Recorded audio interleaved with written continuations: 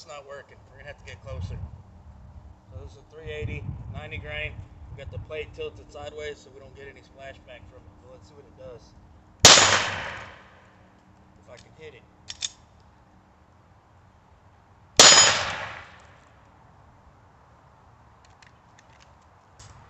That was not a very good hit. Let's see if I can do it again. It hit it right at the corner, but it didn't seem like it did any damage.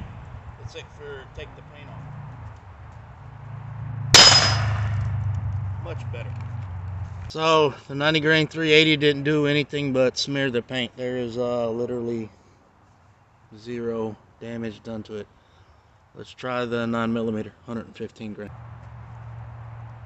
Alright, so same gun, just running a Tula 115 grain 9mm.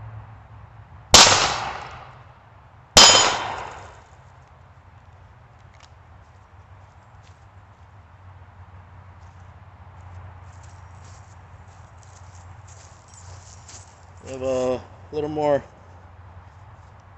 removal of the paint, but it absolutely didn't do anything on this hot rolled steel, which is pretty impressed for a 3/8 inch thick hot plate. Let's step it up to a 38 special.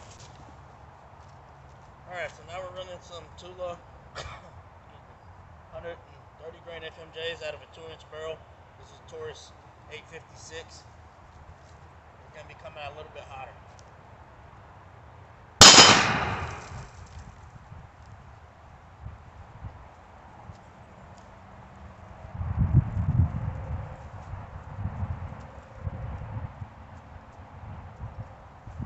That was a corner shot. Let's see if we can't get a little better shot on that.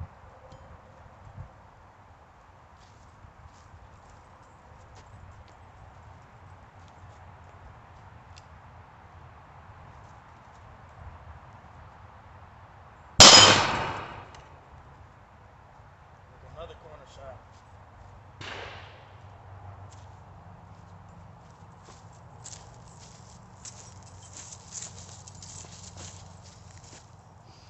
It did a little dent,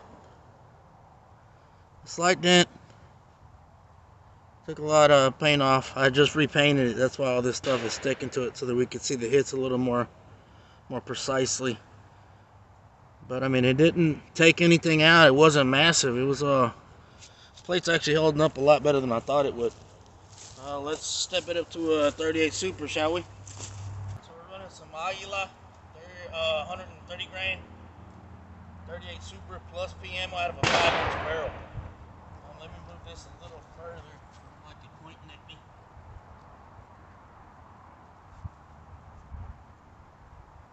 Try to make this as safe as possible.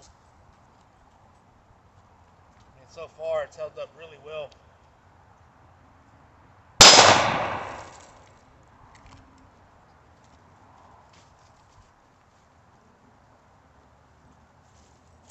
That was a decent hit.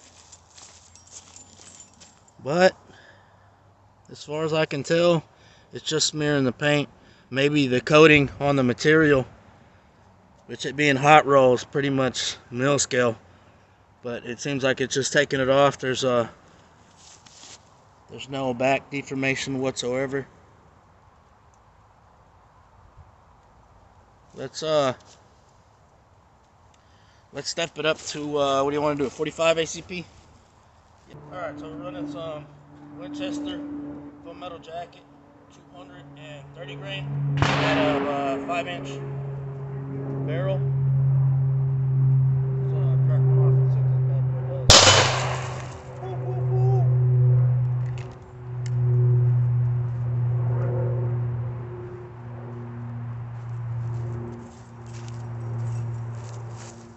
So if I'm not mistaken, this was our 38 Super and this would have been our 45. As you can tell, it leaves a much bigger paint smear, but once again, I mean, it seems like there's some surface scratching, possibly, but there is zero back deformation. This is 3/8 hot rolled steel, which if y'all know anything about metal, this is one of the cheaper metals, mainly used in weld shops. Doesn't have to have a real nice finish, but it is holding up strength-wise incredibly well. I actually thought this thing would have been dished out by now. So let's step it up to a 10 millimeter. 180 grain, 10 millimeter full metal jacket out of a 5-inch barrel. Let's see what we can't get. This bad boy.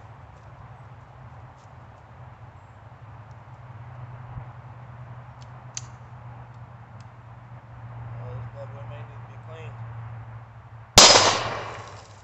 They hit it. They just hit it that time.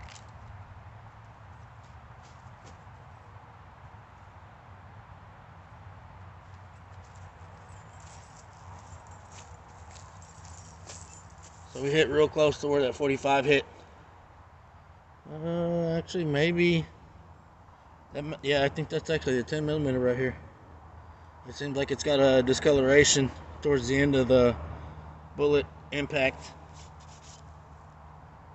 No damage to the material whatsoever, and no back deformation.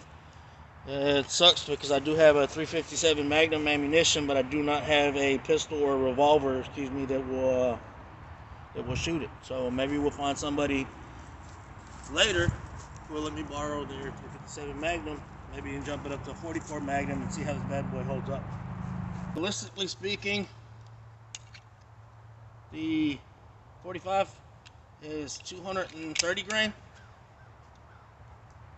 Subsonic 300 blackout is 220. So it is 10 grains less than the 45. We're running a 7.5-inch barrel opposed to a 5-inch barrel.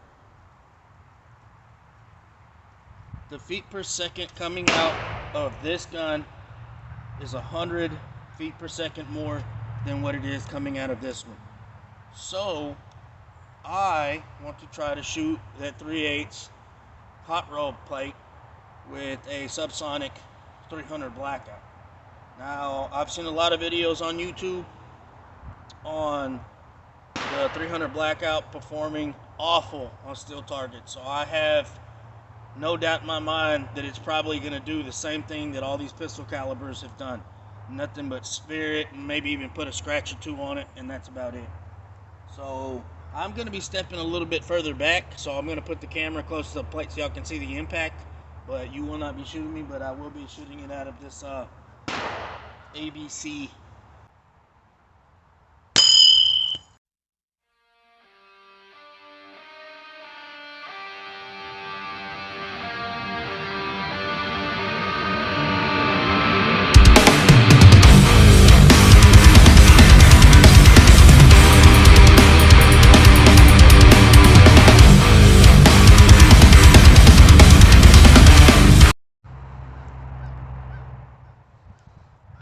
So that was a full metal jacket, guys. 220 grain subsonic.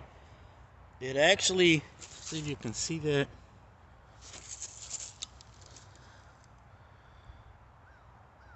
It actually did a little more damage than I expected. You see, it's this. Where's my finger? Oh, it's right here. There's still no back deformation. There's a slight divot. I'm talking about minuscule. I can barely feel it. It'll probably be confused with the paint that I just put on it. But it did a little more damage, surprisingly, coming out of a rifle. Who would have thought? So what we'll do is we'll try with the pistol caliber ARs and AKs next, using shorter barrels, and see what kind of damage we get. And if we do have one that will defeat it, it'll move into the next category of a 1/2-inch hot roll. We're going to be using a little bigger target than this one. The other ones are almost 6 inches, 5 3/4. So hopefully we'll have not as many misses like we did on the 22 caliber with this one. Appreciate it. Thanks for watching, guys.